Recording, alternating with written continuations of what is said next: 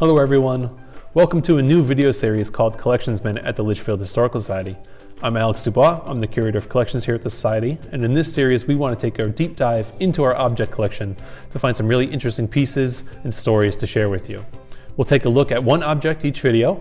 We'll tell you about who made the object, who owned the object, and how it came to be in our collection, all within a few minutes. With the holidays not too far behind us, for this first video we wanted to take a look at something from our historic toy collection. So we went into storage, we found a really fascinating piece that we're going to share with you now, and then talk a little bit about the piece's history. Let's take a look. So here is the object. I'm guessing some of you, just based on looking at it, might be able to know what this is. On observation, it looks like just a normal four-sided house. It's got windows, doors, a roof. This is made out of really thin wood paneling that's all been hand painted. You can see it's got some really nice stenciling up along the roof line. So again, it's got openings in the front, it's got openings in the back, and it has this really large opening up top that probably had some sort of hinged lid or top that could be opened and closed.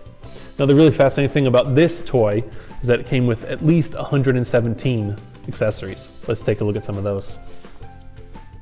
Here we've laid out a few of the 117 different pieces that are part of this historic toy. What you are seeing is a collection of small wooden animals that were hand carved and hand painted. There are also three figures that represent people, which are in the top right. Some of the animals you can see are in pairs, which is a big hint as to the origin of this toy. For other animals, we only have one example, or none at all.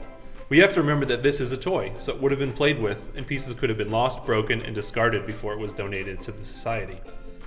Some of the animals are pretty recognizable. You can see a zebra and a giraffe in the top left, broken elephant in the middle, and a spotted rabbit, a dog, and a cat towards the front. Other animals are a lot harder to identify, which is something we'll talk about in a few moments. If you haven't guessed it yet, this object is a Noah's Ark toy, a handmade 19th century piece that belonged to the Fisher family who lived in Sheldon Tavern on North Street in Litchfield. Noah's Ark toys have a really fascinating history, which we'll take a look at now. Noah's Ark toys are an example of what were called Sunday toys, special toys that children were allowed to play with on Sabbath after attending church. Like Noah's Ark, they usually had biblical themes and were popular Christmas gifts. The earliest arks date back to the 1700s, but most imported pieces were made in Germany in the 19th century, especially between 1850 and 1900. Germany dominated the toy market during this period, gaining nicknames such as the Land of Toys and the Toy Workshop of the World. As many as 2/3 of the toys in American shops were German. The production of wooden toys was largely a cottage industry, carried out by families in their homes where even young children were involved in the process. Crafters often focused on one particular task. One person would plane the wooden boards, another would tack or glue them together, and a third would paint the ark.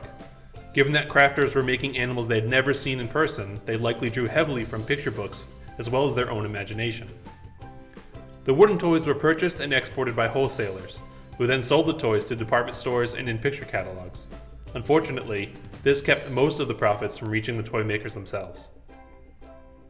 Some of the most popular American toys of the early 20th century have origins in German toy making. Schoenhut, famous for their toy pianos and the Humpty Dumpty Circus, was founded in Philadelphia by a German immigrant from a toy-making family. Well, I hope you enjoyed taking a closer look at our Noah's Ark toy. Do you have a favorite toy in your collection? Please share it with us. You can find all of our social media information at the end of this video. If you want to learn more about this object or any of our historic toys, you can find our online collections database by visiting the Society's website. Thanks for watching. See you next time.